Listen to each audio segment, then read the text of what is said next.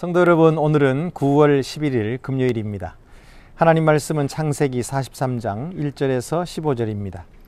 그 땅에 기근이 심하고 그들이 애굽에서 가져온 곡식을 다 먹음에 그 아버지가 그들에게 이르되 다시 가서 우리를 위하여 양식을 조금 사오라.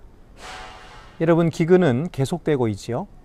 그런데 이 기근이 하나님께서 내리신 것이죠.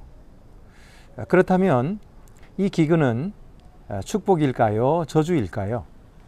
많은 사람들이 이 기근으로 말미암아 고통을 당하고 있지만 하나님은 오히려 그것을 축복으로 변화시켜 주시는 것을 오늘 성경을 통해서 볼 수가 있어요. 야곱은 자식에게 집착함으로써 가족의 불행을 자초하게 되죠.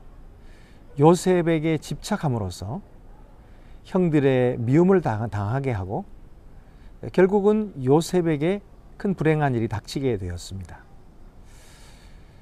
그런데 하나님께서는 이 여러 가지 불행한 사건들을 통해서도 더욱 좋은 가정을 이루어 주시고 그리고 참된 행복을 허락해 주시려고 하는 것입니다.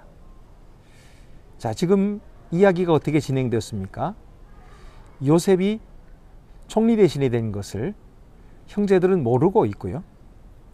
요셉은 그들을 정탐꾼으로 몰아서 베냐민을 데려오라고 집으로 돌려보냈습니다. 아버지에게 그 얘기를 했더니 아버지는 절대로 베냐민 줄 수 없다.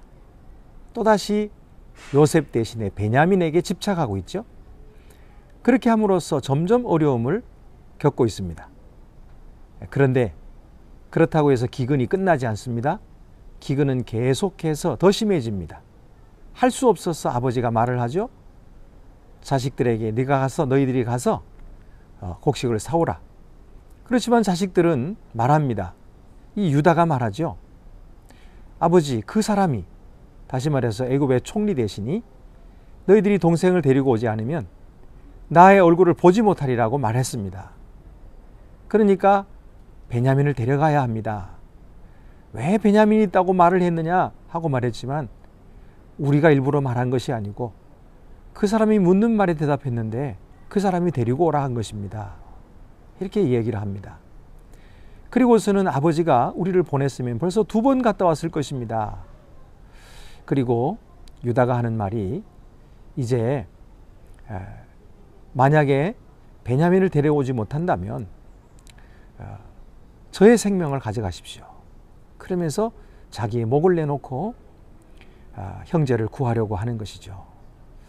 자, 이런 사건 속에서 결국 야곱의 선택은 무엇입니까? 기근 때문에 어쩔 수 없이 자기의 집착을 내려놓습니다. 그리고 전능하신 하나님께 부탁하면서 내가 자식을 잃게 되면 잃으리로다 라고 결정을 해요. 그래서 문제가 풀리기 시작하죠. 화해의 시작이 일어나기 시작합니다. 여러분, 오늘도 하나님께서는 우리의 삶에 불행한 것 같은 일들을 주십니다. 코로나도 그렇고 질병도 그렇고 또 우리의 관계의 어려움도 그렇습니다. 그러나 이 모든 일을 통해서 하나님께서 선을 이루어 주시고 우리의 삶에 진정한 행복을 허락해 주실 것입니다. 기도드리시겠습니다. 은혜로우신 하나님, 야곱이 집착하고 있던 것을 내려놓자 하나님의 놀라운 축복이 임하기 시작합니다. 주여, 오늘도 저희들의 삶 속에 우리가 집착하고 있는 것 하나님 앞에서 내려놓고 오직 하나님만 의지하는 자들이 되어 하나님이 주시는 놀라운 은혜와 축복을 누리게 하여 주옵소서. 예수님의 이름으로 기도드립니다. 아멘.